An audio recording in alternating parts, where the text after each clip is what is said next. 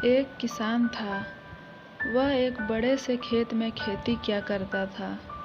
उस खेत के बीचों बीच पत्थर का एक हिस्सा जमीन से ऊपर निकला हुआ था, जिससे ठोकर खाकर वह कई बार गिर चुका था और ना जाने कितने ही बार उसे टकराकर खेती के औजार भी टूट चुके थे।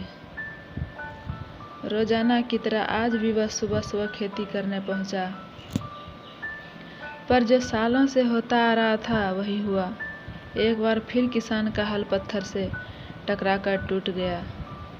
किसान बिल्कुल क्रोधित हो उठा और उसने मन ही मन सोचा कि आज जो भी हो जाए वह इस चट्टान को जमीन से निकाल कर इस खेत के बाहर फेंक देगा।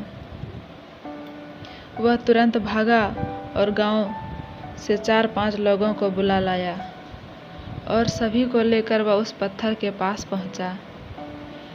मित्रों, किसान बोला, ये देखो, जमीन से निकले चट्टान के इस हिस्से ने मेरा बहुत नुकसान किया है और आज हम सभी को मिलकर इसे जड़ से निकालना है और खेत के बाहर फेंक देना है। और ऐसा कहते ही वह फावड़े से पत्थर के किनार पर वार करने लगा। पर यह क्या, अभी उसने 1-2 बार ही मारा था कि पूरा का पूरा पत्थर जमीन से बाहर निकल आया।